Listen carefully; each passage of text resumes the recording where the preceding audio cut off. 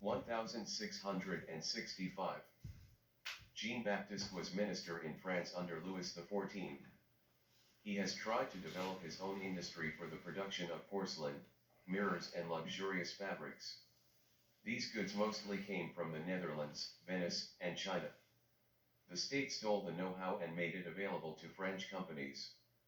The French state imposed quality standards on its own entrepreneurs. It is fantastic how efficiently the state has been able, thanks to its omnipotence, to help foreign competitors and bring its own industry to glory days. Because the French state has really succeeded in developing an important center of luxury industry in France. The only thing that this all-powerful French state has overlooked is that an industrial revolution was emerging in the meantime, and that the days when the luxury of porcelain, mirrors and fabrics in palaces and castles were the main part of the international economy were over. His name was Colbert. 1679. Jean wrote fables. Once upon a time, there was a chicken laying golden eggs. A miser found out and locked the chicken in his cellar, and every day the chicken laid a golden egg. But still the miser was not satisfied, and he killed the chicken to suddenly remove all the eggs from her belly at the same time.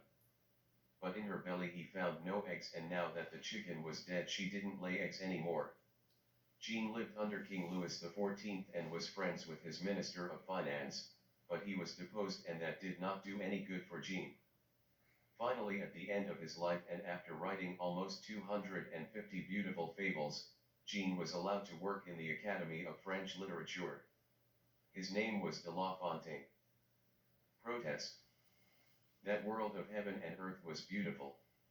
The only problem was that story of sinning and the fear of not being able to get to heaven anyway. The first protest against this started around 1250 in the Antwerp area, in the form of the story of Renard de Vos. Those who condemn people for sinning also sin themselves. Renard's story was well known everywhere, but whoever came up with it, they're still looking for it.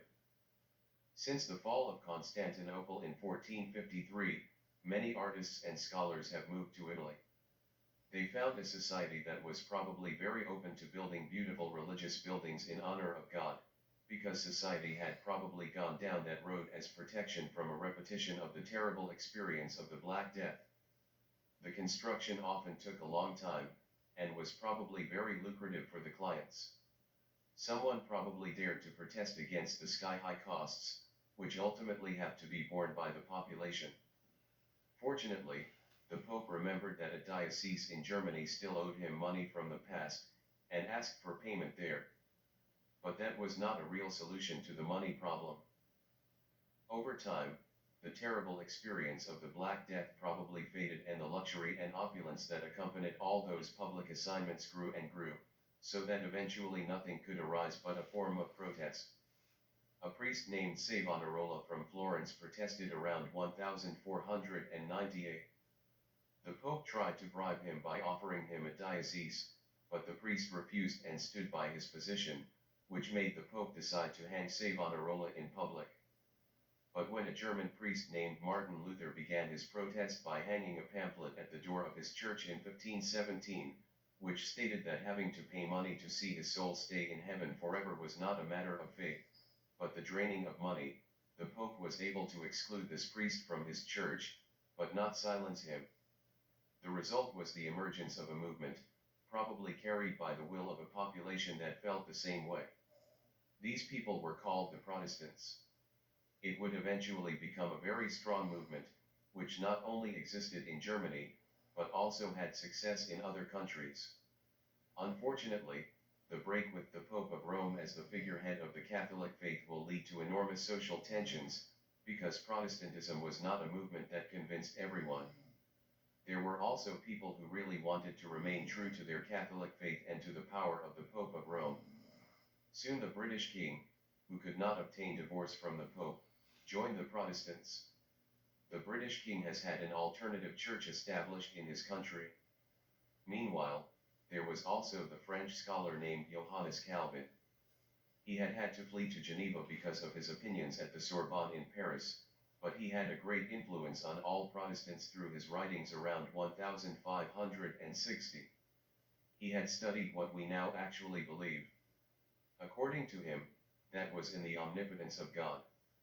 With this I see Calvin return to the core of Zoroastrianism, the discovery of the infinite in mathematics by the circle, the inference to the origin of everything, the worldview of that the earth is a sphere that lies in the center of the universe and the sun, stars, and planets orbiting the earth in circles, and the emergence of another infinite and eternal world next to the one we have here.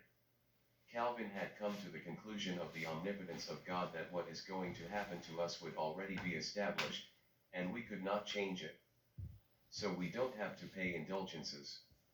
Calvin's books were very popular with the Dutch and gave rise to Calvinism there, although Calvin never set foot on Dutch soil. One night, the citizens of Paris began to kill each other on a massive scale, and this way of doing things has spread to the rest of France. It was 1572. In this killing, there was a huge hatred of Catholics against Protestants. My question was why, and I think I found a culprit in Black Death. 225 years earlier, there had been a sudden mass mortality rate of probably at least half of Europe's population. Never before and after has European society suffered this fate. Death from bubonic plague is a gruesome death that usually follows 2 days after the first symptoms of the disease. At the time, the average European made a connection with God. That could have been scientifically so at the time. Where officially, according to the scholars, this epidemic was the result of the state of the planets, public opinion believed that it was due to the sinning of humanity. Sinning would henceforth be severely punished, and God should be favored. The first 165 years after the Black Death, it was very dangerous to protest against the spending on all kinds of luxurious basilicas and cathedrals built to make God in good spirits. But then around 1517 the Protestants had the opportunity to tear themselves apart in Germany and then in England from the Pope of Rome, who was building his beautiful St. Peter's Basilica, and needed a lot of money from the believers.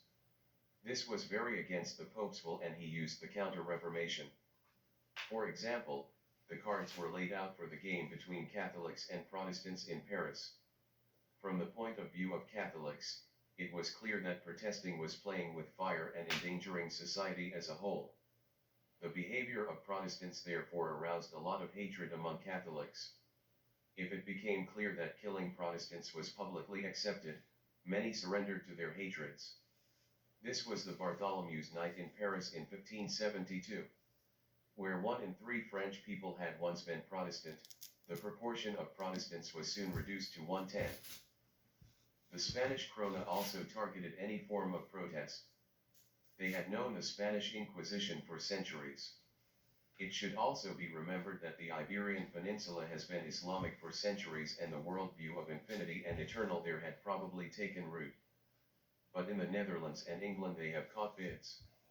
As a consolation, in 1605 a Spaniard wrote the story of a knight who had gone crazy reading too many night stories, and went to war against windmills on a donkey. That story was put on the list of forbidden books, which probably helped make it one of the most widely read books in the world after the Bible. But the Spaniards meant it. The Order of the Jesuits was established, which will provide good education on a Catholic note. The Spanish king also bought up countless works by Hieronymus Bosch to have them destroyed. That Dutch painter probably made too much mockery of fighting sinning. Fortunately, the king's orders have not been fulfilled, and after a stay in hidden cellars, those masterpieces of Bosch can now be admired in the Prado. In Antwerp, the Spaniards gave the Protestants 3 years to convert to the Catholic faith or to leave. Half of the 150,000 Antwerp residents left. However, they had to leave their belongings behind. Many Antwerpians have left for Amsterdam. Mercator left for Germany. It was often the most creative and enterprising part of the population that had become Protestant. No wonder that after the fall of Antwerp in 1575, a golden age followed. But no more golden age for Antwerp, but this time for Amsterdam.